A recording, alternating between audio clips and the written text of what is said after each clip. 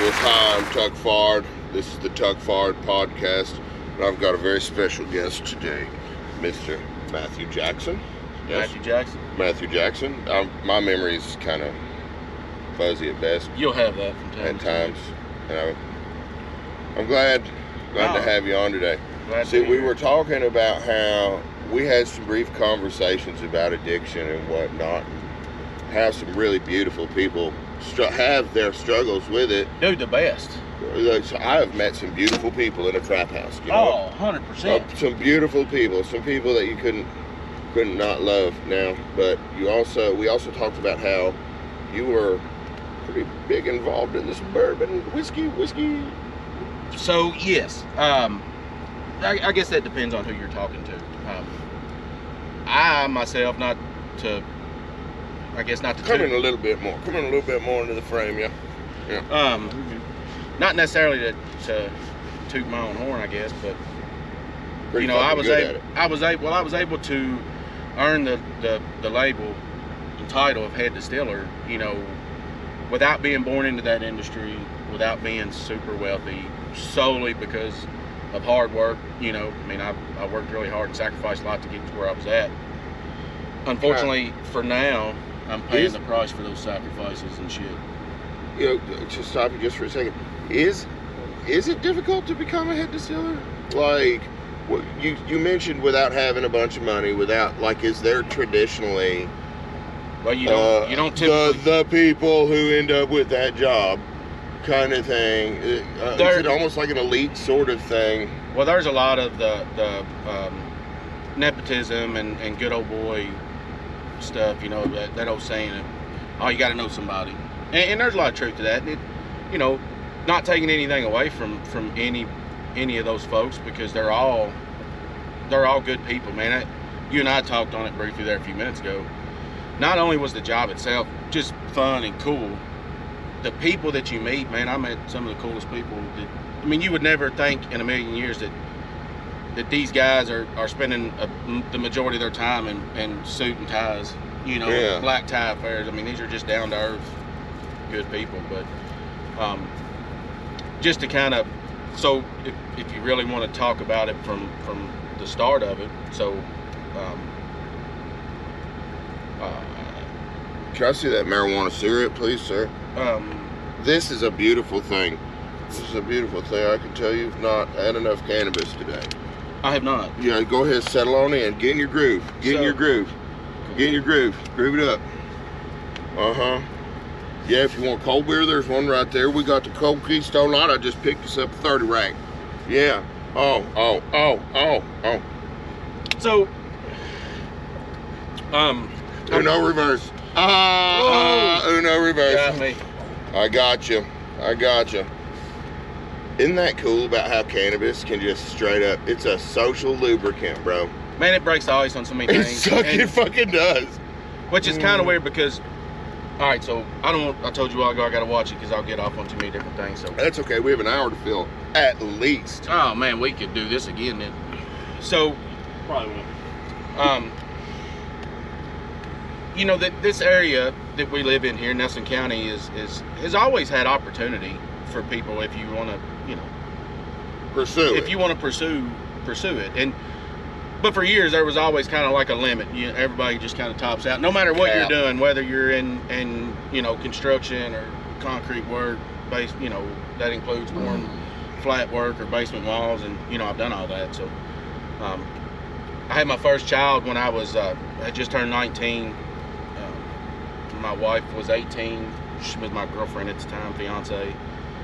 And not long after that, I had my second child. I was 20, almost 21. And so that was in 2008 when the economy crashed. Thanks, Obama. Yeah. It's like every damn time they get one of the donkey guys, or the donkey guys in there, dude, the economy crashes. And I don't want to get... It's every damn fucking time. Yeah, I know. And I don't want to get political, but, man, how many times you going to keep smashing your fucking finger in the door before you realize you got to move your fucking finger? Yeah. People want to bitch about current situations, but keep voting the same people. Problem is, it doesn't matter if it's blue or red or whatever else. How deep does the rabbit hole go? They're all the same. You know, there's this illusion of choice, I think. You know, but I am starting to really believe that the whole thing's a facade built by these same old-ass members of government that have been in there forever and on knocking on death's door. 100%. And there's every chance in the world that the rest of it's a psyop. And then all of a sudden they die off and everything's fine. Dude, they've gotten really good at teaming up and keeping our country divided. So you got one side that's red and one side that's blue, no matter what. One side that's got money, one side that don't. Right, rich, poor, black, white, men, women, you know. You segregate, shit's segregated on so many levels. Division, no matter how you look at it, financially, with all of it, no matter how you look at it. Yeah. So, anyway, so I tried to do some factory work in 2008. I typically poured concrete. At this time, I was doing some mechanic work for a living. That's cool. You can actually pour piss. What you can do is piss in a bottle and you can pour it out that door. Ask me how I know. Bro, I've had rides. I hit a car, I think. I've had rides. Did you just piss in the floor? You didn't have to worry about piss right through it. You know, they were that nasty, that bad. Oh well, it happens. But so I got a job installing appliances for a company here in Bardstown. It was a great job, man. Good people. It was a family-owned business. Man, they were really good to me, which I knew the family anyway, you know. But they were good to us. There is a just way of Appalachian sort of life that had occurred around here later than it did, I feel like, in other areas of the nation. And it hung around. Yeah, it hung around. You know, like if you're, I still. Like you're talking 80s and houses still don't have running water kind of absolutely. shit. Absolutely. Man. You know, 80s. 90s. Not. My parents still don't. My parents have to get.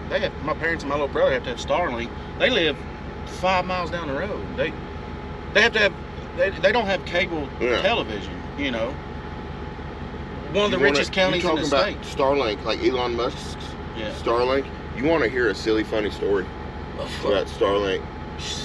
So, throughout my post quitting crystal methamphetamine times, it's been a bit of a mental health journey for me, because once you burn your shit so much, you're kind of a different person.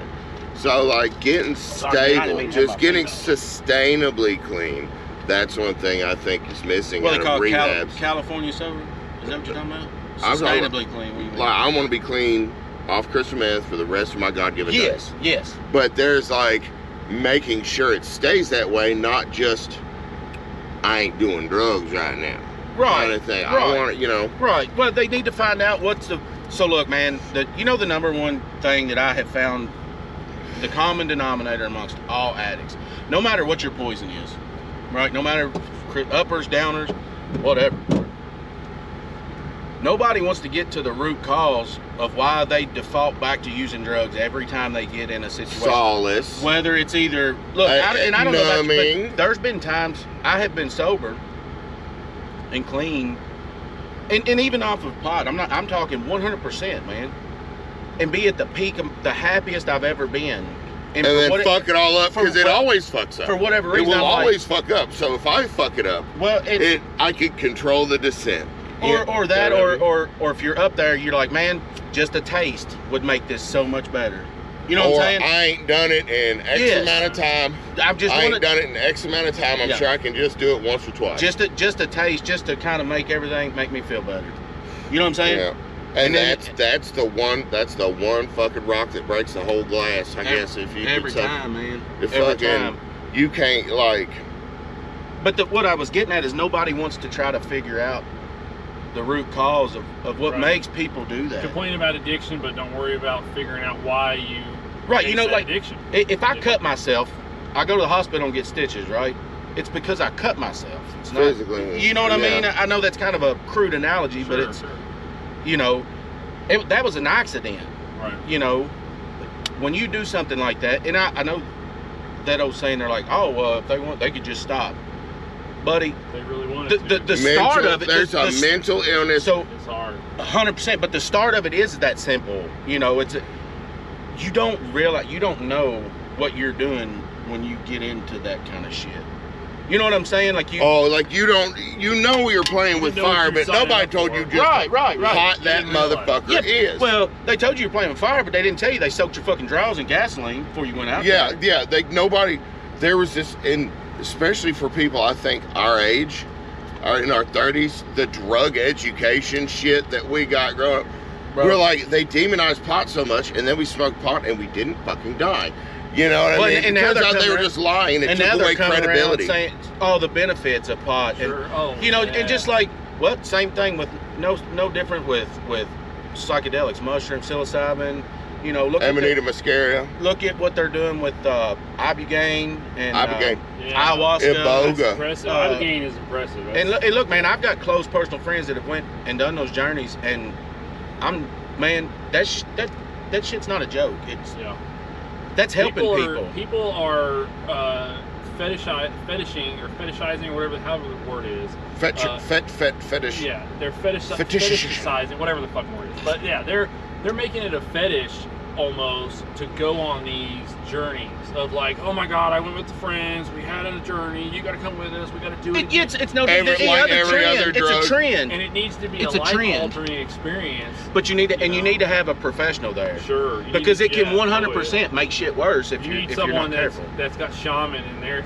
Well, because I know so many people, man, just like eating mushrooms. Even when I was a kid growing up, which is crazy saying that, at 12, 13, we were already experienced enough that we know, hey man, if you're having a bad day, don't eat those mushrooms. That's not smart. Yeah, you got to go in happy. Yeah, you know we're going to be out there while you're fucking laying in the middle of the field, howling at the moon, scared to death. Some of my best memories from friends, that I still remember this day is teenage drug use. Oh, and being silly, but you do things. Think you're. It's almost rite of passage. Right. Oh, of course, for me, the heaviest thing I ever did was coke. But the difference when you're a teenager and you're sneaking around smoking pot in a parked car in a neighborhood at any given point during the week, versus like how people do it now, where you're just at home and it's not a big deal. So I'll tell you, just time. Okay, we're hitting this pipe and it looks very interesting. I want to cover all this shit because I am too fucking high and I'm getting a little drunk. Okay. What are we smoking out of this pipe today? So there's a piece of black Afghan hash in the bottom with a moon rock on top. Did you say black Afghan hash? Yeah. And some moon rocks. One moon rock. Okay, covered by one of these $1 coins. This is pimp status. This is what this is. Okay. And what else are we talking about? If you want to let's zoom in on that. Break a piece off over there if you want to. Yeah, you can get him closer. I found that, by the way. That somebody threw that out their car window. Yeah. And this is THCA. Fuck you. Okay. But 2018 farm. It about looks like a cat turd. If you get me smoking a damn cat turd, and then there was something else. It was so fucking important at the time. Was the problem? Like there was something damn. Well, he was talking about teenage drug use. Drug use. And they don't tell you the risks of it because you start off trying to fit in or whatever. Or in our case, that's what people don't realize. Man, people talk about, you can call it culture, you can call it whatever. And I'm hesitant on what exactly I'll say because, my parents started off young, having my sister and I, and, I've got a younger brother that's, 13, 14 years younger than me. Oh. So he was raised quite a bit different than we were. But I can give you a quick story here that when I was probably 12 or 13, maybe 14, at 14 at the oldest, I had two cousins that grew up right beside me, real close. That's a fucking badass hash, bro. Oh, yeah, you like it? Good. Oh, yeah. You didn't, look, you could have told me. That's pretty good stuff. It's fucking, I went, Yeah, it's pretty good. Oh, Christ almighty. Yeah. My God in heaven. So, I'm so fucking glad. You want to know how I ended up inviting you on this podcast? I get requests for that shit all the damn time. That's what I was going to try to build up to, that lead story. Yeah. The thing when I sent you and I was like, just to give you a taste. You gave us shit to do that, you know. For future reference, this is how we're doing it now. You know, like, there is no... But fuck, damn it, I'm so glad we did, because we're over here. I'm about to have me a cold Keystone Light. Man, I just like meeting Sometimes you get a feeling. Sometimes, I swear, there are vibes. You know? There are whole vibes. There are vibes that are real. Look, I was talking to a buddy. Know. I was talking to a buddy the other day. My wife and I, when we first got together and were able to actually travel outside of our home area, we went on vacation. She used to get really irritated with me. You want a cigarette? No, sir. I'm good. I got some. I chew tobacco, but I drink a few after I smoke a few after I get drinking. But I got. Man, we would go out of town. We were in Florida, wherever, and I would run into people that I knew, you know, but you know, I could go into a crowd in a place I've never been, and I could find my people within a few minutes. Vibrations. You just get it. You just get it. I think you're looking for that, bro. Yeah. Damn you. Genuine Afghan hash. So anyway, I was telling you, that's got a taste to it that can only be made in Afghanistan. It's pretty wild. So that's hand done. Found on roadside. That is handmade keeps. Or handmade. God damn. You good? Dude, I'm good, great. Oh. I'm great. Oh. This is probably the highest I've ever been on a podcast. My pleasure. But I'm high. I'm not, dude, I'm fucked up. When you talk to people or you see people now that are my age that have struggled and with addiction and gotten better, you realize they didn't get into this stuff until they were in their 20s, hell, even some of them in their 30s. Man, I had already done and experienced more than most grown men by the time I was 13. Sure. You know, and like I told you, man, there's certain things that I don't mind talking about for the public to hear, but I definitely don't want to paint my parents out in a bad light, because they were doing the best they could. You know what I mean? They're not bad people. We had everything we needed, and most of all that we wanted. We didn't grow up wealthy by no means, you know, but anyway, at one point in our life, we had access to so much pot that we started off, we'd just sneak in there and get a little bud or two. You know? Well, by the time it was all said and done, within a few months, the guy that we were taking it from he came back around. He had been away, and it was like 20-something pounds shy. Oh. In just a few months. And we were 12, man, 11, 12. You know, we started dealing drugs mistakenly, because we had no idea that pot was worth money, because we had so much of it around. It was so readily available. Like a middle-class family with scrap metal. Yeah, they don't know. But we had a junkyard. They don't know what they're sitting on. Dude, we were raised right across from a country-ass junkyard. I got a funny-ass story about that, too. Tell it. So, this old man owned a junkyard right across the road from where we grew up. And the guy was a great old man. He would leave his garage open so we could come in and air our bicycle tires up and, you know, use his tools. He wasn't one of these creepy old pervy old man either. Yeah, like, this is one of these, like giving you popsicles and shit. No, he was a good dude. Them's priceless. Look, those old timers are priceless. They hold a community together. It takes a village, you know. 100%. Like, it takes a village to raise a child anymore, and it's hard to find a good village. Well, we must have called him on a bad day. We needed a bicycle tire, and he wanted like $15 or something for one, which back then was as much as a new one would cost, or more. Clearly, we just called him on a bad day. We never once stopped to think about all that this old man had done for us since we were little bitty. We got pissed off over that one fucking tire because we caught him on a bad day. So we said, all right, we'll show you. That's when those Crossman slingshots that had the brace on your arm had just come out. Stingers. And you could get a bag of just plain glass marbles for like $0.25. You can kill a bird with these, easy. Oh, you can kill squirrels. Yeah, so these are not... Hell, man, there was a guy in the news. This is not a rubber band and a stick. There was a guy in the news got in trouble for killing his neighbor St. Bernard with one. Dude, they're bad, man, I'm telling you. Yeah, they fuck shit up. And then you could go to... There was a local store, man, general store, had everything. You could go down and get a box of 22 shells for 15 cents when I was a kid there. I will never... Marbles used to come in a green net bag, you know, about yay big, about the size of a softball, and they were like 10 cents a quarter, you know, just plain and clear marble. And every one break of glass them, easy as fuck. Yeah, and every one of them they had, you know, X amount of the little small ones, but they all had like 2 of the shooter marbles. You know, I don't know if y'all are familiar with marbles. But yeah, them girthy bastards. Yeah, we called them Aggies, is what we called them. So. Anyway, we went down, man. We shot every window, every light, every headlight. If it was glass, that bitch was fair game, and it was getting broke. Over a span of about 3 days.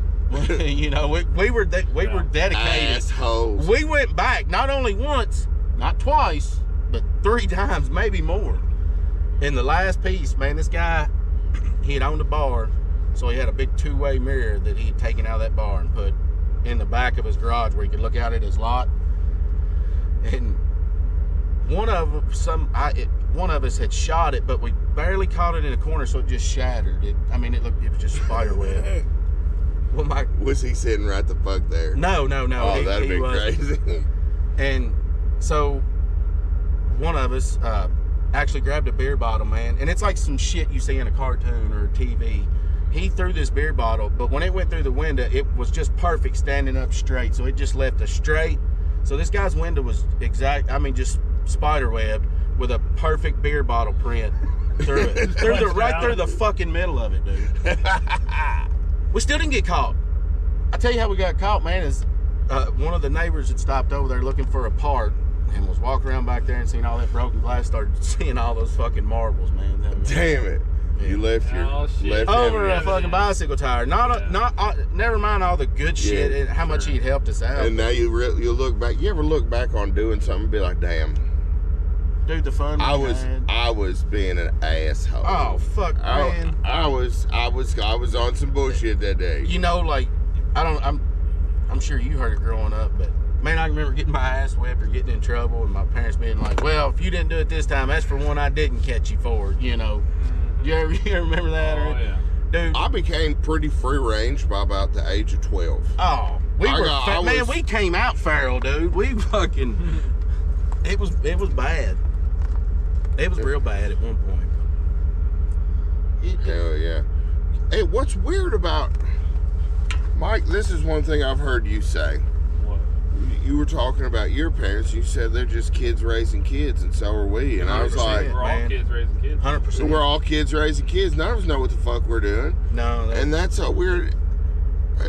I didn't feel it till the other day. But damn, our parents did fuck up. And I thought like that too. I'm just a kid. And I'm like, wait, I'm 37. It may not have been necessarily your parents, man, because you even look at the way that kids, the way we were in school, even in school, the way our teachers, the administrators were able to react different and treat us different than they can kids now.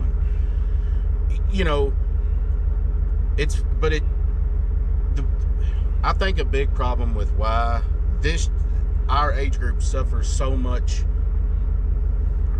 mental health issues. I think our parents could have done better, and they had no idea they were doing such a shit job. Oh, 100%. To be honest, yeah. Like they were blissfully unaware. We were pets. You know, but hey, look, and it was a status symbol to just have kids. 100%. It was like that. My kids are better than your kids. Well, and that's what you did. With my honor roll sticker on the car. Yeah, the definition of your success is you grow up, you buy a house, you have some children. And it's just that's what it was.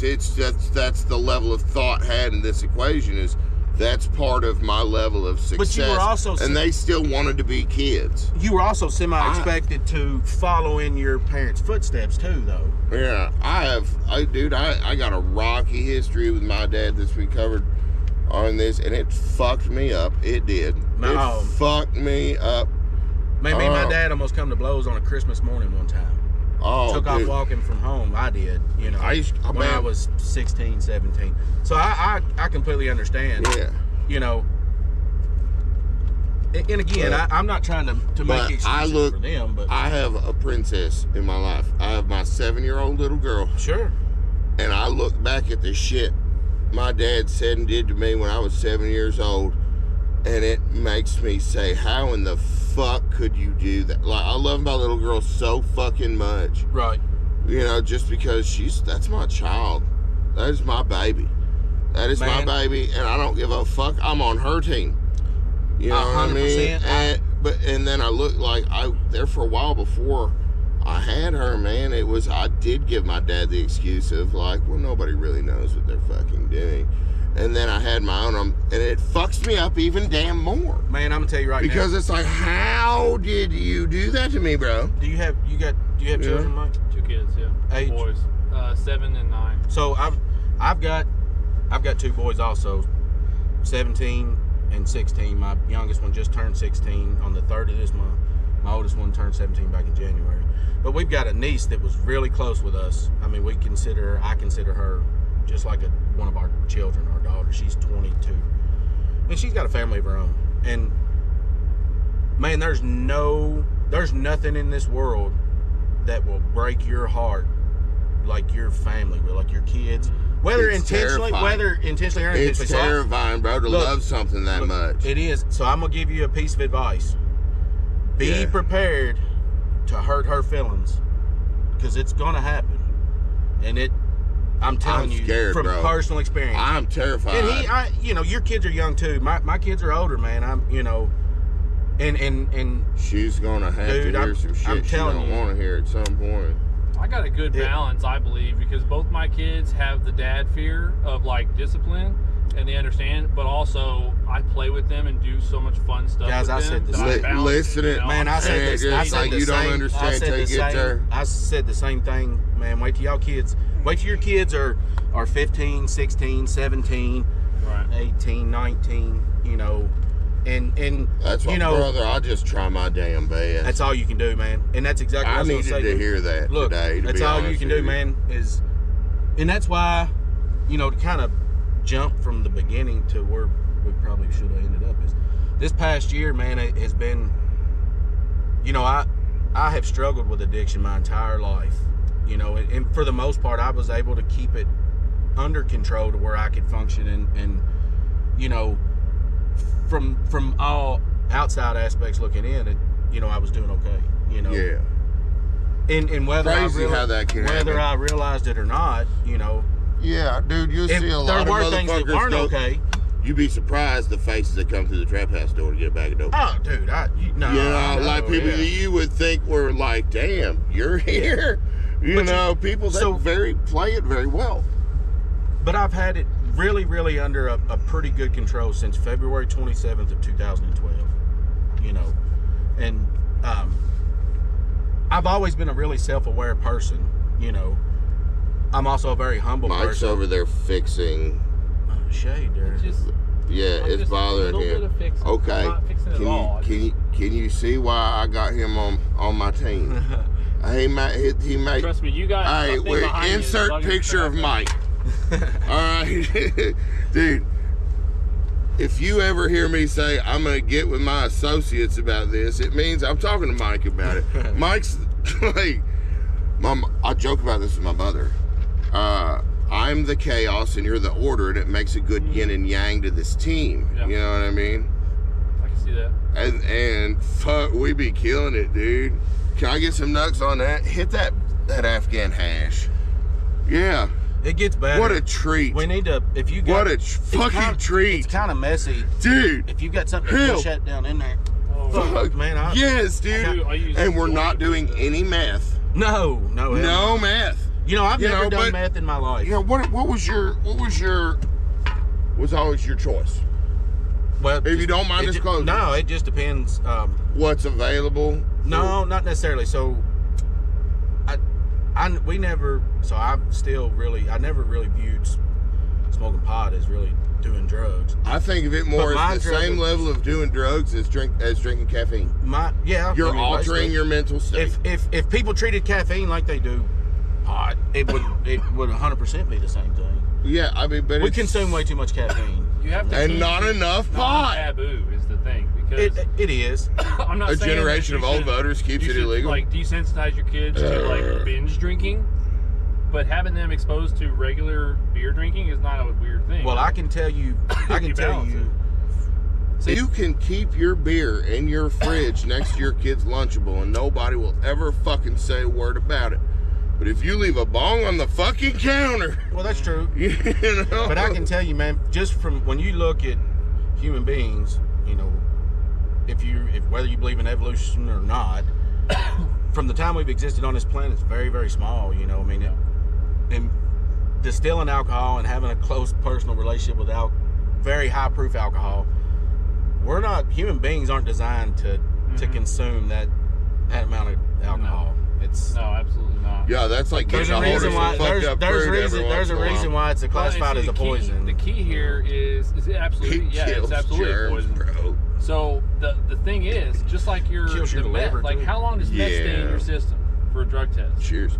What? How long does meth stay in your system for a drug test? It's only a few days. That's why people that depends. I think that's why people on probation on the reg do it, will not smoke pot, but they will continue to do meth because coke, or you know. Yeah, but they will not smoke pot. If they were allowed to just fucking smoke pot, they would probably improve the success rate. Well, but as they're withdrawing, you're allowed to take Suboxone. Right. So, and see, the more foreign the chemical is to your body, hitting this goddamn the longer it takes for it to process, and the longer it takes for you to become sober.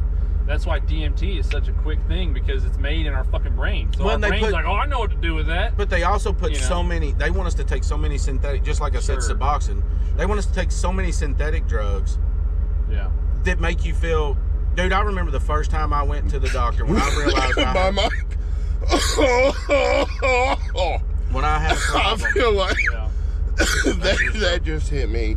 Like I can only explain it as keyboard duster.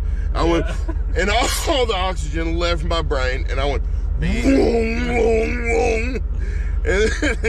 and then I came back down, and now this is awkward. I had a moment. That's when you know that's the one right there. It's straight up. When it makes you start questioning yourself. We are smoking. What? What are we smoking? Hash, right? That's got some moon rock in it too. Oh, we watered it down. We watered it down with a moon rock. That's when you put it on a moon rock vehicle. Okay, once again. Where were we at? Dude, slide in. Let's get a good. This is what Dilfin looks like, I believe. Bro. Like, they don't understand what peak male performance. Right now, we're sitting in a van in your driveway, getting so fucked up, smoking Afghan. That's the first time in my life I've ever had that. You don't understand what you've done for me today, sir. Hey, that's what it's all about, man. Yeah, but this is Dilfin. Years ago. Look, if you want, like, if you're trying to define... Dude, I got some badass pork tacos in there, too, when we're done. Oh! Oh, my God. Motherfuckers are good. Shit. But we were talking about something, man. It was important. I wanted to finish what we were talking about. I am so goddamn sorry. No. It's cool. I'm sure we can do this again. But we will literally ask him. We'll go till you're done.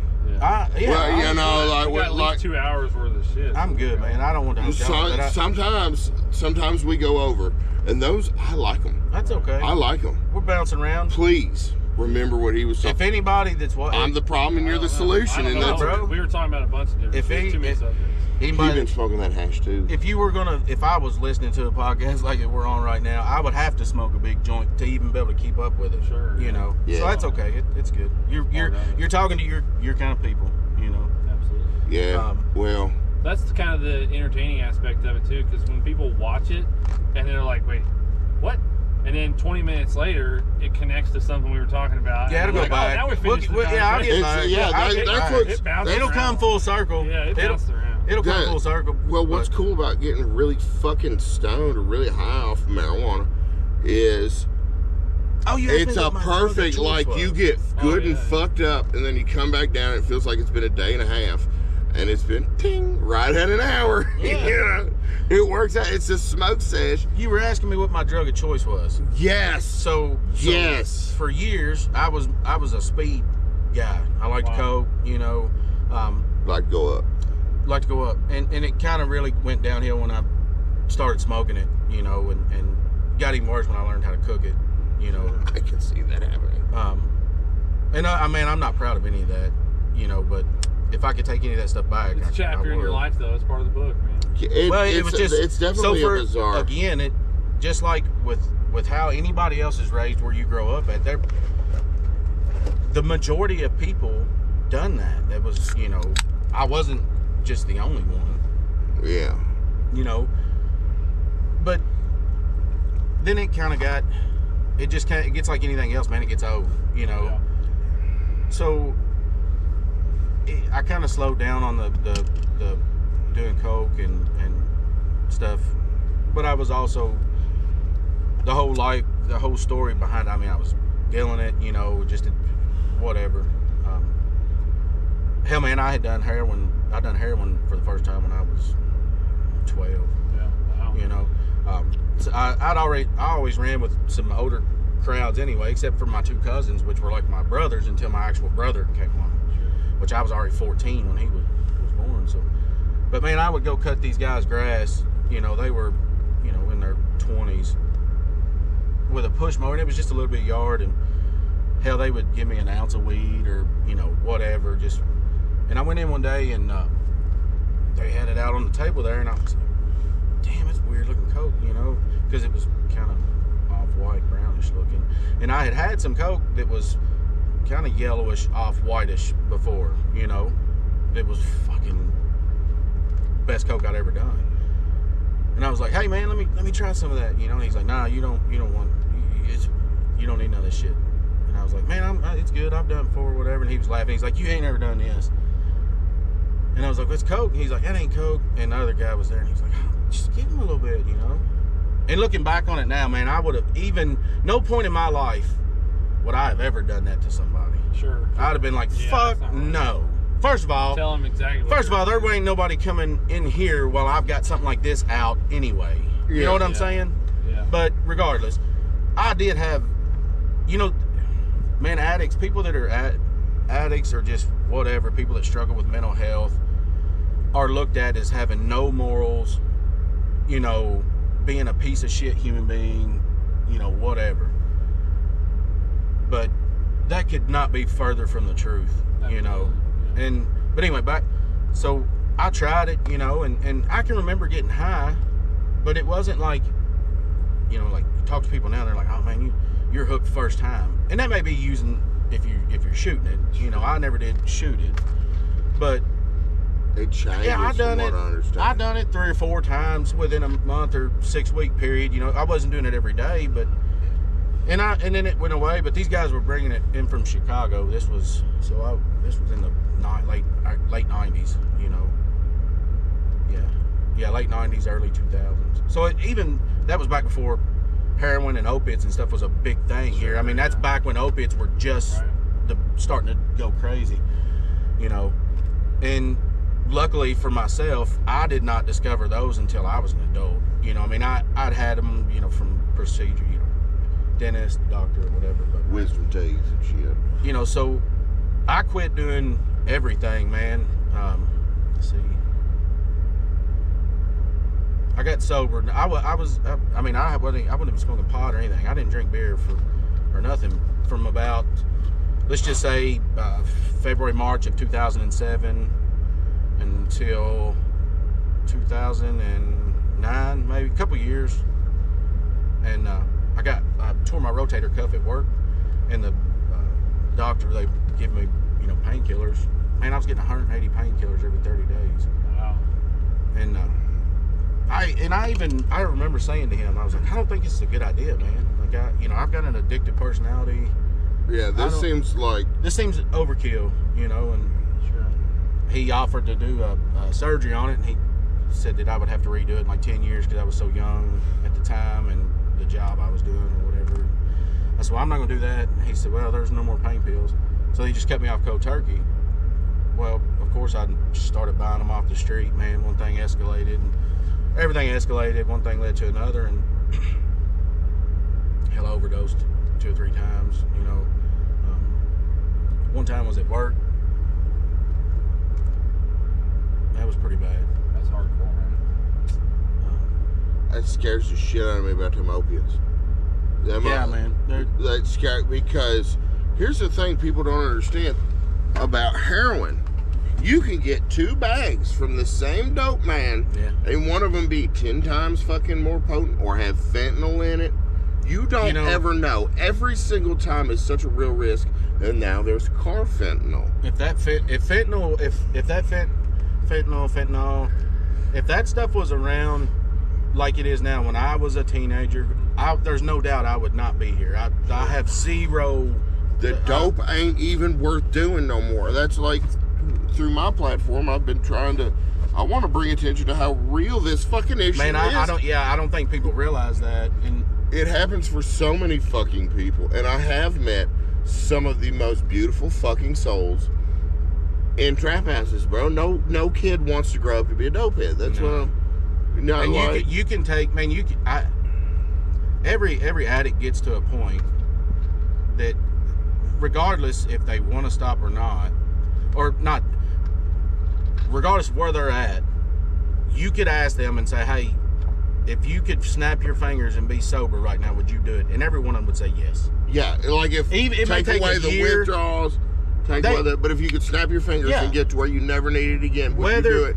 They'd never touch it again. Whether they're trying to get better or not. That's what I was. Nobody wants to be a dopehead. Nobody wants to have to rely on that shit every day, man. I don't care what anybody says. That's the exact time when you cross over, and you don't know when it is.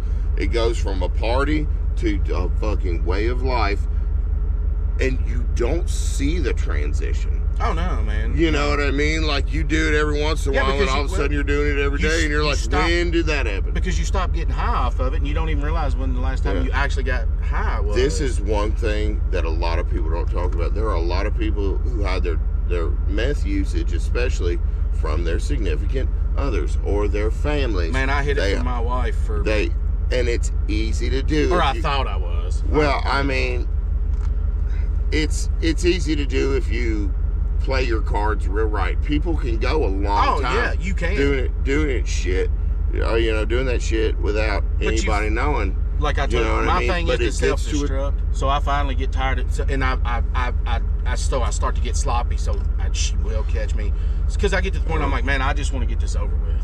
You know? Yeah, go ahead and get some because I'm withdrawing so bad. It's more obvious if I'm not. Right. And I just want her to realize that you end up in this loop of hiding it, and in order to hide it, you have to get high. And it causes more stress on top of the addiction because you're trying to keep all this shit together. You're trying to keep your family together and, you know, pay bills. And that's how you end up snorting snorting jet alerts. Damn it! I swear to you. Yeah, drinking 3-4 Bang Energies a day. That's how my heart got enlarged. Yeah. I think it was like, it would be more obvious if I wasn't high. So I'd be doing shit like snorting jet alerts because you go whoa for about 10 minutes, but then your chest hurts really bad. But you know, like, don't snort jet alerts. But it's 100%. Don't snort anything for that matter. Yes, it's a doctor prescribed breathing treatment. Yeah. I guess. Yeah, very few things need to be tooted. But I got addicted through the nose real bad. Like, nothing else. Trust me, I went with I done it with coke, man, for years. I get it, you know. Ain't no other way gonna do it. I mean, dude, I never got bad. I would do, but eventually your nose burns out. You gotta do something. Dude, we would eat it. That was before we figured out how to cook it. Have the little CD case I did it on. I knew some folks that had little vegetable capsules. You just stuff them, put it in and swallow it. I knew guys that done that, but I liked getting my tongue numbed up. It never bothered me to eat it. Well, this is meth versus coke. Meth tastes like shit. I've never done meth, so I don't know. Good, dude. Yeah, see, when meth started blowing up around here, no pun intended. But when when the meth started catching on here and getting big, that was when I was starting. My kids were young. I was sober, you know, and I'd already kind of gotten away from a lot of that stuff. So I'm sure it was around when I was out running around. If that was the drug I wanted to choose, I'm sure I could go find it. Don't get me wrong, but it just wasn't real big. It just got big here, you know, because it was cheap. All these hillbilly chemists, you know, could pretty much cook it. Then I think shake and bake dope got real big, you know, was a quick, easy thing. So yeah, that's kind of what caught on. Most of the shake and bake getting made for personal use, that's a thing. With the cops, this is just stuff I've heard other people talk about. Like I said, I don't know that much about it. So when I hear people say that stuff, I don't know what they're. Yeah, well, I don't know, man. This is where I don't want to talk too much. You know what I mean? But yeah. Well, I mean, your knowledge on it, I don't mind. So I met this guy. I'll tell you this. I was not qualified. I was not qualified to be in the setting that I was in. I didn't. All of a sudden, meth makes you about a gangster. It'll make you about a fucking G. You think you're some shit. Yeah, that's why so many people. I had some people that just kind of looked out for me. You know what I mean? They're like, this dumb son of a bitch, you know. He's going to kill himself, and it's going to bring the heat on us. There were some very kind people, and that's why I got mad love for people in the trap. Man, 100%. That's like when you see now,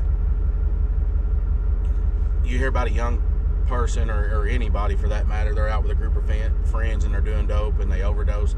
And their friends, even if they pull up to the emergency room and just kick them out, most of the time they'll just leave them wherever they're at. Dude, I could never imagine. My buddy DJ died that way. Oh, I've had friends. Since then, they have the Good Samaritan law. Well, they have the Good Samaritan law. Even still, I want know everybody guys, to know this. 100%, man. Dude, call 911 and throw the phone on his chest, whatever. But there's a law. Get him help, him or her. Get him or her help. Yes, okay, 100%. Because that individual will die.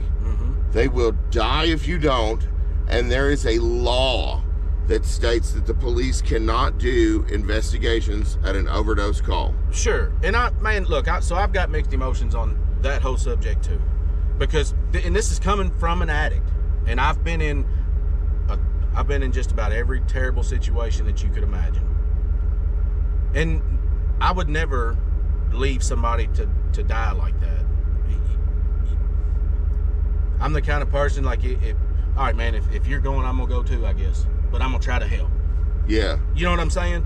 Yeah. I'll go, you know. Sometimes I got here with you, so but you get on some shit. I get thinking clear. But man, I've been on all that shit. That's why I'll be trying to train people. Dude, just call. Just call. That's what I'm saying. Just fucking call. Just fucking call. I don't see how people could not. But yeah. You know, there's all kinds. It takes all kinds to make the world go round, as they say. Yeah. You know, but I'm still kind of upset about DJ. On the flip side of that coin, I know people that are decent people that are in jail because they would peddle dope to pay for their habit, and just so happened somebody that they got dope from them overdosed. Yeah. And look. If I can assure you, if that person knew, and I'm not speaking to just one specific person here or about one specific person, but if that person knew that bag of dope they were selling that person was going to kill them, they wouldn't have done it.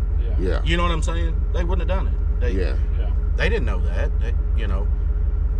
And if he didn't get it from that guy, he's gonna go right up the road and get it from this guy or another guy or whatever else. And any of them could be the bag. And it's Russian roulette, man. It's just the way it goes. Yeah, it's not something. Yeah, this ain't worth it. You know, so I've got mixed emotions about that. While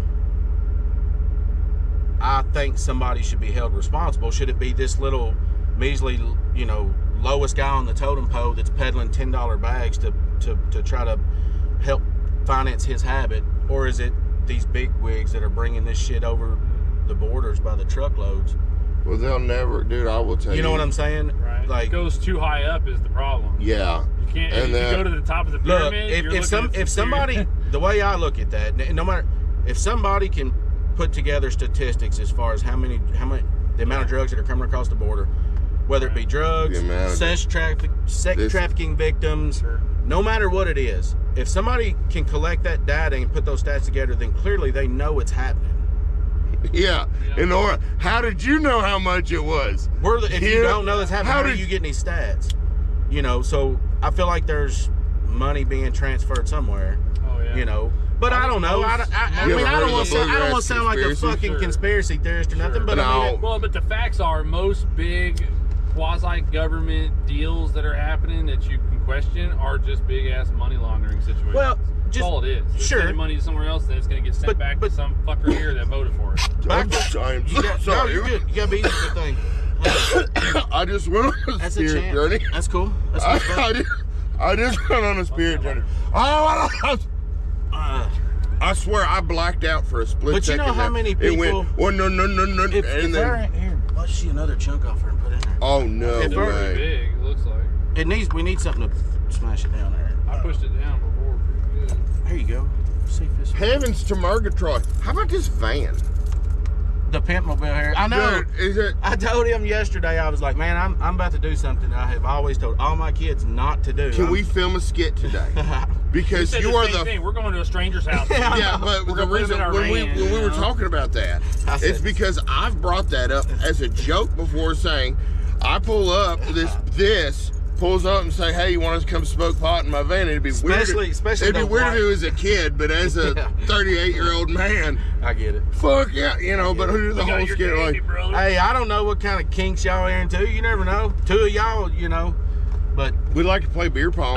Well, I really appreciate being able to show up to someone's house and have a conversation where we feel like we've known each other for years. 100%, man. You know, I mean, it feels great. Well, it's just like we were talking earlier. You can go anywhere and be in any crowd of people, and you'll quickly find your people. And if you try hard enough, man, really, right. Most everybody's got more in common than what they realize. Absolutely. You know, this tribalism shit, man, that everybody's stuck on. That if it only exists on the TV. It only exists on a screen. I know. Go around and talk to your neighbors. You find you get along with most of them. Man, that shit fucks me up, bro. You know what I mean? Like, you know, we'll go on vacation. You're like, damn, I seen all this shit on the news. You know, I don't know about this and that. Whatever. Yeah. You get there and it's the fucking best people in the world, man. You know, they're like, hey, we're cooking out. Y'all want to come over? I mean, I'm not going to downtown Chicago for I want pizza. Fucking no, vacation. I mean, I wouldn't do that either. But if I had to, I would. I could get along. I'm not the kind of person that I'm just going to walk in somewhere with loaded guns. Sure. You know, but very few people are. I've been in a lot of situations, man, and I can get along with just about anybody. I've been dirt poor in my life, and I've been what you could consider for this area semi-wealthy. Right. You know, upper middle class. Yeah. You know, I can find something in common with just about anybody. Sure. And I'm a pretty genuine person. If I'm wanting to talk with you guys, if I can't find something in common, then hey, man, we'll just have to boil it down to we're all the same, man. Like, no matter if you're the president, if you're a CEO of some company, or if you're a burger flipper. That's how marijuana talking. Living the life, man. Like, yeah, dude, marijuana is too good. I think. Well, I firmly believe it. Like, I was that way. The powers that be rely too much on people not getting along for how much marijuana makes people get along. We're the coolest motherfuckers in the state today, boys. All right. What we done is, damn it, there's another. What? It's art. No, we're back on the Chuck Ford podcast, where I've gotten completely plumb tore out the frame, which is not unusual, but I'm an exceptionally bit. It happens. You know, fucked up right now. We're in a safe spot, man. We're in a safe space. You got a designated driver. Fucking have that. Yeah. This is kind of the shit. This is kind of the shit. You know. Oh, yeah. Hashtag blessed. God did. You know. Yeah. Fuck. But yeah, we were hitting on that. You were talking about your dad had went and had marriage annulled through the Catholic Church. You know. But there at one point, that's so not long after I married my wife, got really involved in just a full gospel, non-denomination Christian church. And I'm the kind of person, man, with whatever I'm doing, no matter what it is, if I can find a sense of accomplishment in it, or if it's something that's just interesting to me, man, I dive into it head first. Like, I want to know everything I can, you know, about whatever the subject is. So I got really, really into the Bible and studying, you know, the Bible and the meaning of it, and you know, all that jazz. But I couldn't bring myself to pursue it further, because at the time, I'm a whole lot of things, dude. I'm an asshole. I'm a dickhead, smart ass. You know, I've been a shitty father. I've been a great father. I've been a shitty husband, a great husband. You know, whatever. But I've tried everything everything in me to not be a hypocrite. You know, because it's just, hypocrisy is, man. It's like you try, you give it your damnedest. I have zero tolerance. You know, if that's an immediate way for me to just completely lose respect for somebody. But ironically enough, and I'm sure you'll have this in some form or fashion. It just depends on how hard you critique yourself. But being a parent will, at one point, turn you into a hypocrite. You know, even if it's as simple as as simple as you tell your child to do something or not to do something. It's just because don't do drugs. It's like fuck. You know what I'm saying? So, but anyway, I could not see myself, you know, falling short of the way I live, and then being able to get up there and preach on Sunday mornings or Wednesday nights and Sunday mornings, and I couldn't do it. You know what I mean? But that's another. People are automatically so quick to shut someone down. They come up to start talking to you about Jesus or whatever. Most people are so quick to shut it down because of how aggressive people are, and they act like they want to cram it down your throat or whatever. Yeah. Dude, and you're making a lot of valid points. You see all this stuff about, you know, other religions hate Christians and Christians hate other religions, and there's no hate like God's love. It appears sometimes. Well, you know, the thing is there's, you know, you go and you read the Bible enough and you study it. It tells you there's nowhere in it that it says to hate this person for whatever reason. Yeah. If it is, I've never seen it. You know. Bro, this is gonna blow your fucking mind. This is gonna blow a lot of motherfuckers' mind.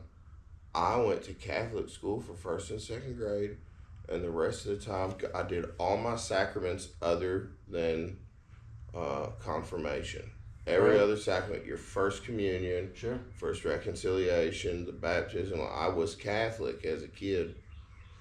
And the Catholic Church got a lot of bad press, and then I was still involved in churches, but they were small Christian churches, and like kids. It was like there would be like a Bible group on Wednesdays, and then all of a sudden that church turned into Six Flags Over Jesus, and it just wasn't the same. So I went to. I fucking love that analogy because it's so fucking true. The singing and the bebopping and the dancing, and then pass the hat around. It's like, bro, you could have built so many small churches on bullshit lots in the middle of nowhere, and people, if you were really that successful at your mission, people would go to a barn.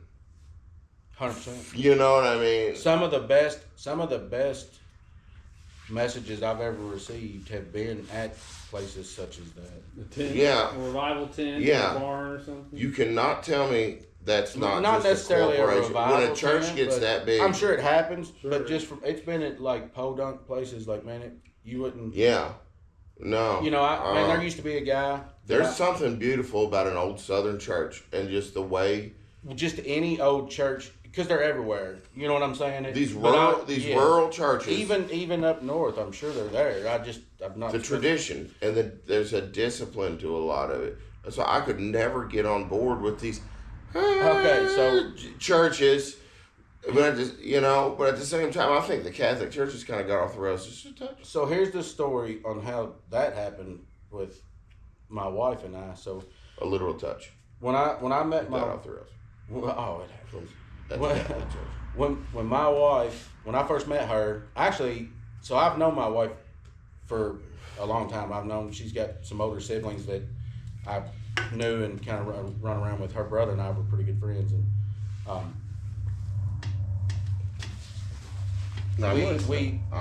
we had met through some other mutual friends, and not long after we met, she wound up getting pregnant. But we stayed with my dad. I left home when I was 17. I was gone for almost 2 years, and got with her, and we come back for a short time there, and we stayed with him. And at this point, him and my mother were trying to reconcile their marriage, because my sister and I both were starting our families and having kids, and they decided it would be better for them to try to be together than, which has been great. I'm proud of my parents for what they've done, But we stayed with my dad, and then we stayed with her mother for a short while before we got our own place. And once we got our own place, we lived together, not married for a couple of years. And the church we were going to at the time was going to a retreat deal. They had some friends that owned a big private lake, up northern part of the state, and it's called Valley of Shalom. Beautiful place, man. Big old lake. It had all these little private cabins on it. And dude, I shit you not, we went down there in one weekend. We brought home over 1,250 bluegill and crappie. I mean, I knew crappie was coming out. Slabs. Fucking big fat ass crappie. Dude, I'm talking 12 and 14 inch fish. Like that's a whole fillet fish on each side. That's more than, there's no telling how many we threw back. I mean, we fished all day. I mean, it's crazy. But anyway. I want a fillet fish. So look, we get down there, and the pastor of our church at the time, I mean, he was a pretty cool guy at the time. I mean, he was really old school, but he was sort of progressive. But he wasn't progressive enough. Even though we had a kid, he wasn't comfortable letting us stay in a cabin together, not being married. And I was like, all right, so my wife and our fiance at the time talked about it, and I was like, let's just get married here, which was about, we got married in June of 2007. So this would have been just a few months before. I mean, it was late spring, mid-spring. So we wound up just getting married right there on this, hillside there beside the lake, which was fantastic, man. Her aunt, uncle was there, and the pastor and his wife. There were a few people there, close friends and stuff, and it was great. We got married, fucking fished all weekend, and I'm talking about murdered slabs, bro. I had never experienced anything like that, Sure, yeah. Almost like. But this guy's like a spiritual fishing trip. Oh man, it was. I don't know what you ever just fucking lay into them and you just say like, so love you, grandma. Yeah, but there's a difference, man. There's a difference in when you're somewhere and the actual spirit gets to moving versus when you're there somewhere and it's just you're happy. Like real genuine. When you're vibing in your element, bro. Oh and yeah. There's a different connection there for sure. Yeah. It's almost like an out of body experience. It's as far as the way you feel. You don't feel like you're in the same reality. Right. 100%. You feel like, damn, I'm in some of the good times. It feels like reality. Well, you know that this is one of those things in your memory that when you think about the good times of your life, this is going to be one of them. Yes. You know what I'm saying? This is something that fucking. This is a story that means a lot to me, and it won't make as much sense. But I remember being 16 years old, and this Dodge Dakota I used to drive, going up and down the hills on McCowan's Ferry, and the sunset was over here, like it was like getting toward dark. The sun is setting, and then you know what I'm talking about? System of a Down, Aerials. Life is a wild. Yeah. But that instrumental, and I said, I'm gonna remember this. And I'll be damned, like, I miss that. And I think I grieve youth a lot. I think a lot of us have youth. Every child spends their entire childhood, I can't wait to be an adult, blah, blah, blah. Yeah. Then you spend your entire adulthood I wish I could go back and just you rush to 16, kiss you it rush for to 18, a second, you rush to 21, then you're just done. Man, and you don't really, like, even still now, and thank God you are a few years younger than me, man, but I'm telling you, I used to, like, these old timers, when I was growing up, be somewhere and be like, damn, I'm tired. And they're like, tired, boy, when I was your age. But, you know, like, all right, motherfucker, just because I'm fucking 17, and now don't mean I can't get tired. Willing to say So, it, you know, and people have gotten or they're like, man, time you. flies by. You have no idea, and you're thinking, dude, Seems like the minutes are long, but the years are short, dude, brother. Do you remember being in school, the last day of school, or on a Friday or whatever, especially if you'd gotten in some trouble, and you just couldn't wait to get out of that fucking place? Yeah. You'd sit and stare at the clock, and it was like, forever. Dude, forever. You know, it was like 6-7 hours it was like, dude, you know. Ours were like a Rolex. I swear to God, they didn't man. have a tick. They had the continuous. Look, I remember. I looked at them bitches a bunch. I remember the first time dude, it's like this one example, this one thing happened. My son had just been born. We were in the hospital. My niece and nephew were there. It was like that happened. We came home that night. I went to bed and I woke up and I'm here now. That's what it happened like that. But you ain't lying, bro. It's like I went from 18 to 36 in just a year versus what a month would have been when I was 18. Hold on. You're talking what year? What? What year did it feel like the fast forward happened? 2007. 2007, 08. 07, 08. Well, that's because my children were born. Yeah, but it's always around 08 that they fucking turned the CERN on. Well, I was also getting sober at the time too. Yeah, but there were just these dramatic. Well, I know what you're almost referring like to, but reality shifting changes that happened for everyone. I have felt even on their own personal lives, and I feel like they had to have done something in 2020. See, I didn't feel that then, but here since the eclipse has felt weird for me. And I feel like, and it's been colder. But it's also these past few days. Yeah, it's been chilly. But at night, man, we've always had blackberry winters, and what we always called them was our blackberry winter and blackberry summer, or whatever. But maybe not down in the 50s. No, the spectrum of the light feels like autumn. But it feels like August or September. If you look out through there, there's no haze. There's no humidity. It's a weird clarity. But the sun's been. It's super bright. I filmed a lot of the eclipse, and then I filmed a lot of before and after looking at stuff, and I really feel like something's different. Man, well, I don't know what it is. The sun cycles. We have known this. 100%.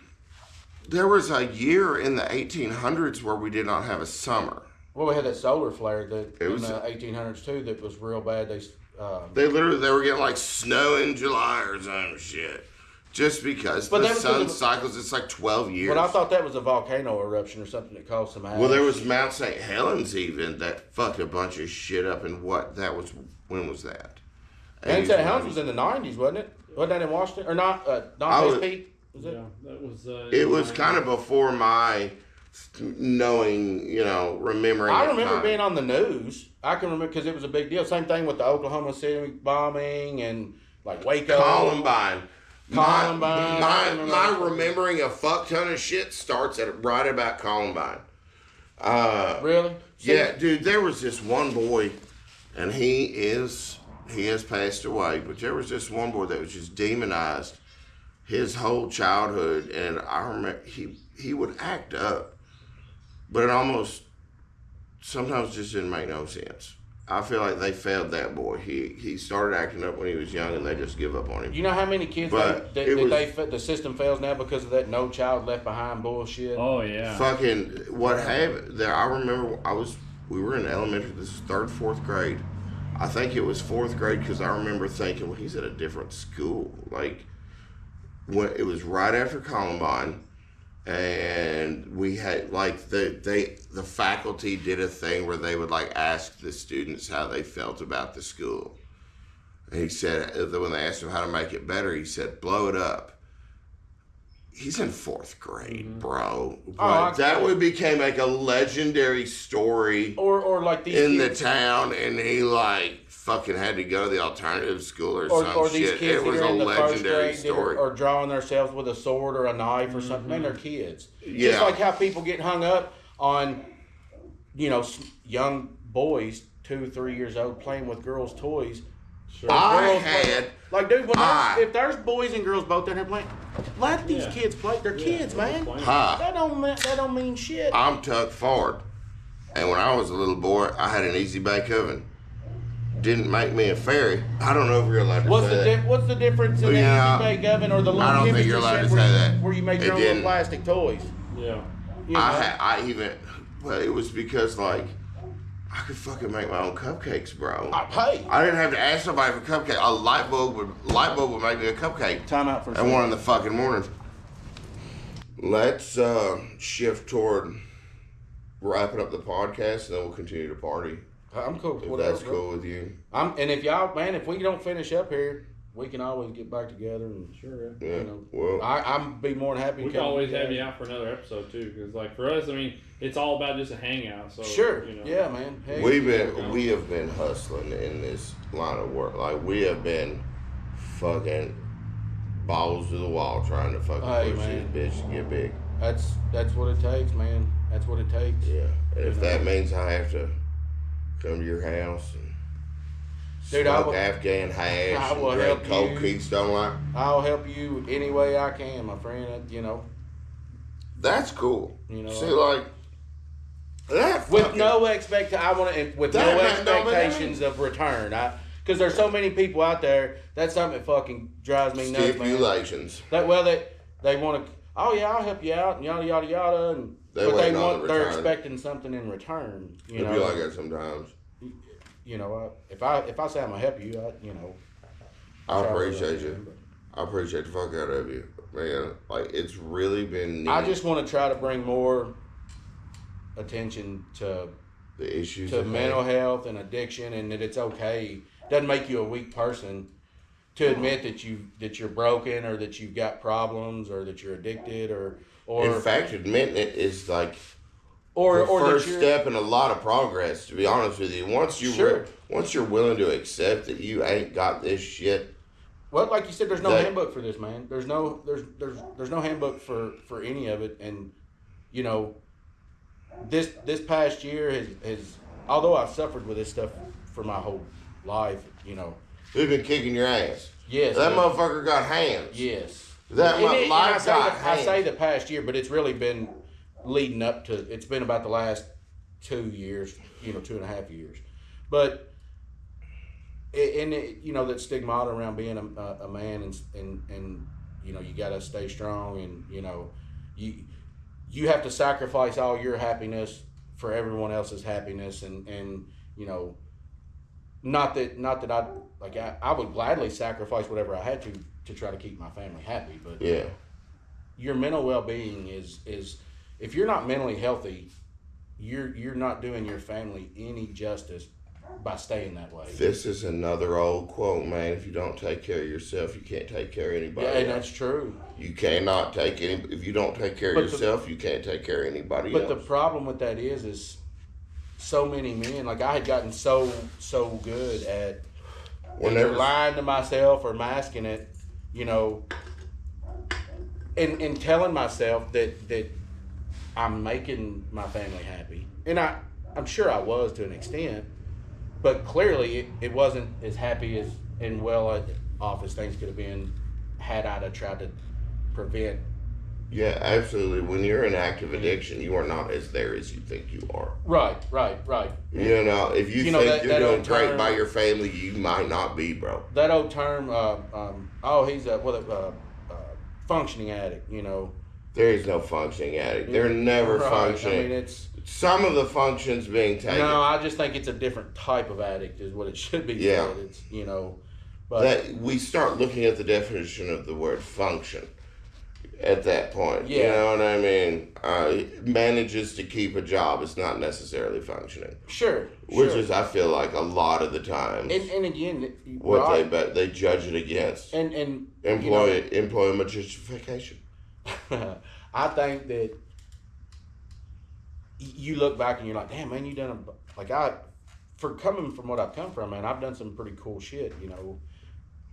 But you can't help but think at the end of the day, like, man, if I was like mentally healthy and was If really, if I really had the ability to put one hundo into what could it have been? Yeah. You know, and you know, you can't. I don't live my life on coulda, shoulda, woulda. Woulda, coulda, shoulda, shit. Woulda, Yeah. coulda, shoulda. But You gotta learn from the you still chapter, can't- close it, and start the next one. as a human being, you can't help but wonder, well, what could have been. Yeah. You know what I'm saying? Yeah, I think that there's a fate/destiny sort of aspect to things. If there's a steering sort of energy in life, I am not qualified to be at the level of success that I have ascertained. Sure. I'm doing the best I can, man. I'm just a fucking some motherfucker. Hey. But it is, here we are, and I just gotta fucking eat it. I gotta fart. You know, there's times where you fucking Give me a lighter. You know, Give me a lighter, boys. no matter what, you still We got get that up, GoPro. You still get up the next morning, man, beat down, broken, whatever. Or did it? No. Didn't get it. Low octane. Did I miss my butthole? Low octane. Fucking damn it! I tried. There's gonna be another. We'll try to do that again. There's a mastering of the art of where your give a fuck should go. That's That- 100%. The fucker's mad at me, but I don't give a shit. But then once Kinda once you get to that line to where it's been crossed, to where it's like, all right, now You gotta be mathematical again now about you've it. crossed that line. You have got to say, no, this person did me wrong. Yep. And I can't. The ball is in their court. This is one thing I like to do, is when things are starting to get a little sideways with somebody I really give a shit about, I try to just be as straight up as possible. I bet I could have burned that burp. I try to just be straight the fuck up. Smells like it. Yeah, so no, you just gotta be like, bro, this is what the business is. This is what the business is. Anybody got And a lighter? I tried a lot of fart with that a minute ago. What you said, bro? Bro, but if it's people that you give a shit about, give them the chance. Communicate with them. That's You know what I mean? Because there is a lost in translation that happens in every conversation that you have. and people think, even, you know, man, I'll tell you something And else that it just sucks to fucking lose people over silly shit. dumb shit. Dumb Because you shit, don't and it talk happens about so it. fucking often. Dude, I've been with my wife for 19 years. You know, we've been married for a little over 17, or 17 this year, actually. And Was that fucking hash? yeah, I'm speaking. You got me speaking goddamn dolphin over here. there's some. I got some flyers. You want to roll joint? Oh, I'm No. good. Yeah, I just But you know, man, That's amazing. That's amazing. Did you know hashishum is the root word for assassin? I did not know that. Yeah. That sounds like one of those things you're gonna follow up with. Nah, I just made that shit up. Because these motherfuckers would use hashishum to get it's like a lot of motherfuckers be taking pills before they slide these days. Yeah, motherfuckers are all But about you know some what I mean? perks Need a now. pill before you slide kind of shit. It's they And fucking flies are a motherfucker. yeah, they'll fucking take pills to get them just not give enough a fucky. Yeah, you see fucking cap 'em perks up. now, man. You see people on Percocets now. It's crazy. Man, Them I 30s, there is no Dude, I was- 30. There's look. no perk 30. There's no lab made perk 30. That is fentanyl. That's you can't get the Roxys anymore. The blue 30s. they're consider them used up. If you're being told that they're correct, you're most likely being lied to. I got you. I didn't Kinda know if thing. they still. Because man, I remember, dude. This is last I've heard. I have not Googled this shit. So, That's just I word was- of mouth. In 2010, you know, was hype. 2010, 2000. That's the shit. That tastes like cedar wood. It is good. 2011 maybe. That's when they were getting big. The Roxy. See, that was one. Yeah, that I was think they quit, dude, the man. best. One of the best. I think. One of the best highs in the world. And I mean, don't try this, of course. I mean, I'm not encouraging anybody to do drugs, but when I was doing drugs, this is what I liked. Dude, you take about 2 or 3 of those Roxys, those 30s, and about 2 of those 15s, and eat them, dude, in a Xanax bar. Oh my gosh. Dude, I was never a go down guy. I love going up. I swear alcohol affects me different than it does you. It makes you, does it not? There's a lot of people to an extent. The first 12 beers wake me up. Yeah. It's just the way. I'm the same way. It's chemically different. Like, dude, that's why I hated smoking pot. For a lot of years because it would put me to sleep and beer would wake me up. See, and I'm the opposite and not really the opposite, but like if I haven't drank any beer, if I haven't drank anything past say 11:30, 12 o'clock at night, I won't drink because once I start, I'll be up till 2 or 3. This is a unhappy admission on my part. You know what I mean? So there's been a lot of nights where if I drink that first beer and it ain't sitting right because I ate too recent, I'm a master at inducing vomiting. See, and I'm the same. I throw up a whole goddamn pizza so I can go get drunk. Yeah, I know, man. But do you know what I'm talking about? I do. Because I've been eating I eat 1 meal a day, man. I eat at probably 10 or 11 o'clock at night. But I've been that way for 20-something years, you know. So, and it started off when really my wife and I, when we first got together, man, we were living on our own. When we bought our home in 2009, I was making $10.50 an hour. I was married with 2 kids. We owned our own vehicle. We were now paying for our house. My house payment was like $600 a month. And I remember thinking, dude, how in the fuck am I gonna pay for this? You know. Mm-hmm. And of course, we at the time, man, I made too much money for any type of government assistance, you know.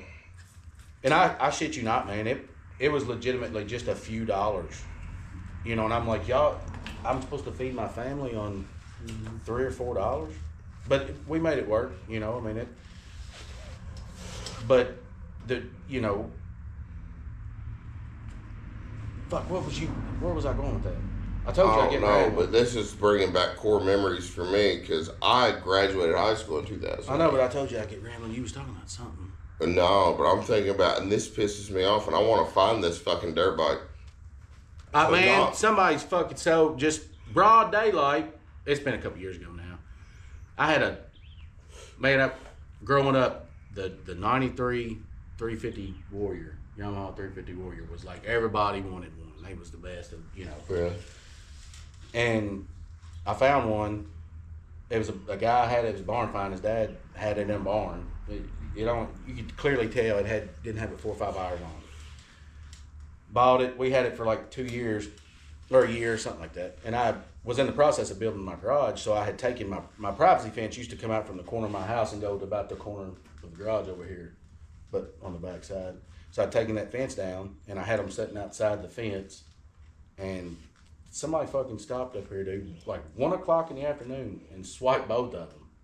One of them was a Kawasaki KX 100, I think is what it was. And then it was like a 90, I think that was a 94 350 Warrior. This is what fucking pissed me off, dude. I'm drunk as shit, so I'm gonna spill my guts. This is what fucking happened. Okay, so not long after I turned 18, my dad kicked me out. He said, you got 30 days, because that's like eviction notice. He gave me an eviction notice not long after I turned 18. And then I said, well, how the fuck am I supposed to get all this money in 30 fucking days, you know, to get a place to live, as well as a deposit, as well as, you know, like, fuck, I didn't expect, you know. But it happened. He was like, I guess you'll just have to sell your dirt bikes. When I was 13 years old, he bought me, as a gift, father to son, a 2003 Honda CRF 150F. It was my first dirt bike. I learned how to ride on it. That's a good bike. And then when I was 15. I was 15, it was 2005, and I wanted to step it up. I wanted a CRF 450R. It's 2005. That's what I fucking wanted. You know what I mean? And there was one for sale for $4,500, at Bluegrass Cycle Correct. Okay, he said if you come up with $1,000 of it, which for a 15-year-old in 2005 was a large chunk of change. So I started working, and so I worked for $1,000 of this at fucking Ace Hardware in Versailles, Kentucky. I got $30 a fucking week. I got 6 hours a fucking week, and I had to do the most bullshit fucking shit. But I came up with $1,000, and I paid for this $250. And then he had bought when I got the $150, he had bought a CRF 450R. I ended up stepping up to the 250R, and then in a very short amount of time, by the time I was 16, I was riding the 450, and he was riding the 250.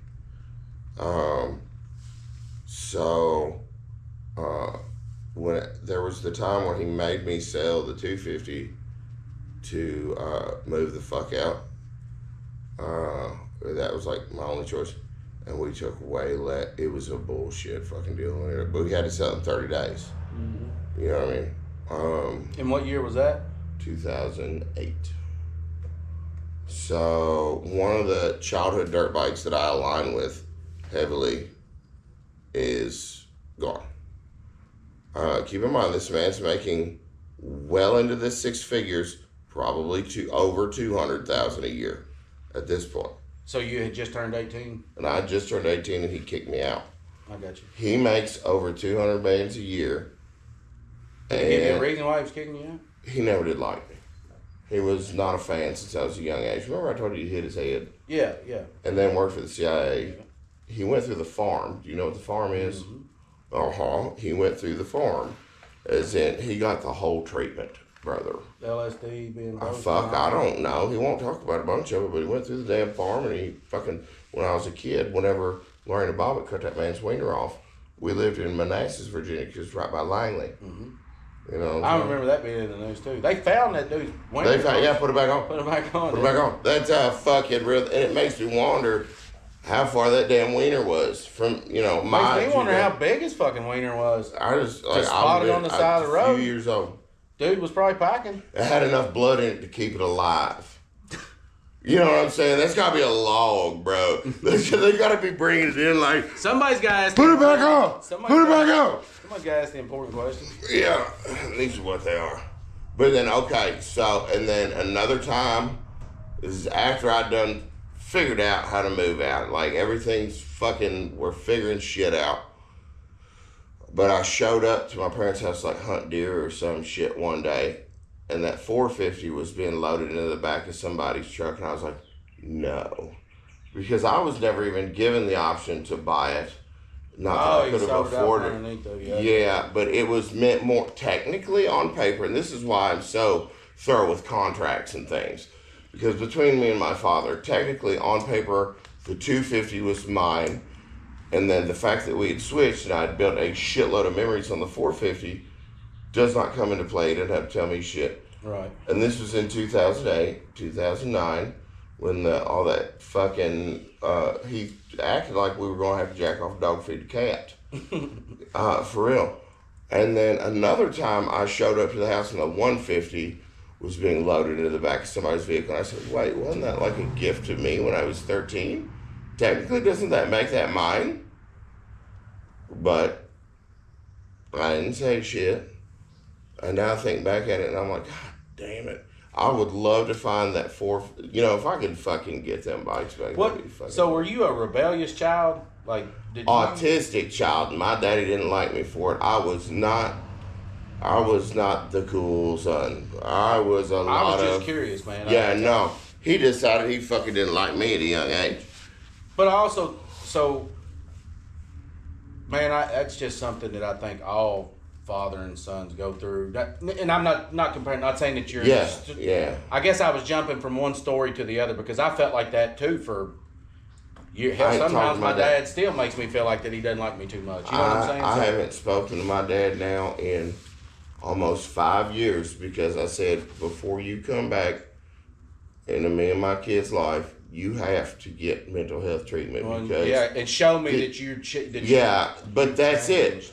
Going to a psychiatrist, he will not do. And I'm like, I'm asking you. What about your mother? Do you have a relationship with your mother? Yes, my mom. I love my mama. I'm a mama's boy. Throwback to the footage when I said I gotta text my mama. I thought She watches some of my shit, but she don't watch all of it. And I sent her that clip, and she was like, "Oh, cool, you're talking to a girl." I'm like, "No, Mom, that was the other day when I texted you and said I love you, Mama," because Kevin fucking Thomas was doing that one thing where he fucking gets into it. He can lay down some vocals. Fortunately, I've got a relationship with both of my parents, you know, and for years I can't say that I've had the healthiest relationship with either one of them. For, you know, they, like I said, they weren't bad people. They weren't bad money. parents. I end up being the asshole. One of these days he'll come back around and talk to me like I'm a piece of shit for fucking bringing this shit he actually did. It's crazy. It's wild, bro. He was a fucking, in college, he fucking cracked his skull, and then they didn't expect him fucking playing football with a couple of dudes in this, like, there's like dorm room, and there'd be like an area, and it had a sidewalk going through the middle of it, and him and his buddies were playing football in that like area, and somebody tackled him and he hit his head on the sidewalk that goes through the middle of it, and he cracked his skull, and the cops thought he was just drunk because he was slurring his speech and shit, which he probably was drunk. But he also had a head injury. But he also had cracked his fucking skull really, really bad, and they didn't know if he'd ever be able to talk again, or walk again, or chew food again, and then he made a miraculous recovery, and then graduated from U of L Speed School Engineering. He got a master, and then he got another master through Bellarmine in Business Management. Wow. He also, out of college... But he's mentally unhealthy.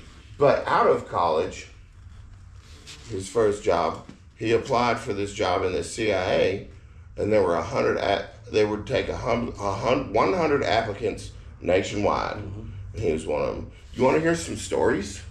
Apparently, they did this one drill. Lay it on. I don't give a fuck anymore. Apparently, they did this one drill where they would partner you up with somebody, and then drop you out of a fucking helicopter in the middle of goddamn nowhere, and you run. Now this is not to say that you will never be caught, because everybody gets caught eventually because they're watching you. Right. You know what I mean? But they're trying to simulate how long you will fucking run. And he got partnered up with an ex-Army Ranger. And he said it was the longest night of his life, because the Army Ranger said that in this situation, in the wild, if you will, they're going to look for you for so long. I will hit that and just say, they're going to look for you for so long, and then they're going to fucking go home and assume you bedded down for the fucking night, and they're going to pick it up in the morning. But they're going to go get a good night's sleep and a nice meal, and we're going to be running.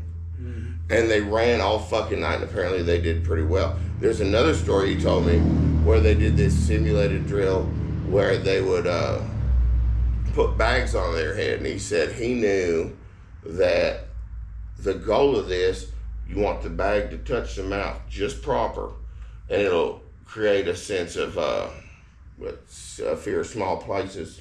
Oh, claustrophobia. Yeah, and that's what it'll start to get you to hyperventilating. Wow. And then it'll get worse and worse and worse, because so you're just saying how far your mind would go before you crash. Yeah, and apparently he said he went, and they were watching him real close, because every time he went, because the idea was to, as slick as possible, get the bag away from his mouth to reduce the claustrophobia. And every time they'd kick the fuck out of him. And then he said he heard, all right, who do you work for? And then there was, one guy said, fine, it's Ronald. And they said, Ronald who? And he said, McDonald. And then you could hear the sounds of the shit getting kicked out of him. Oh, fuck.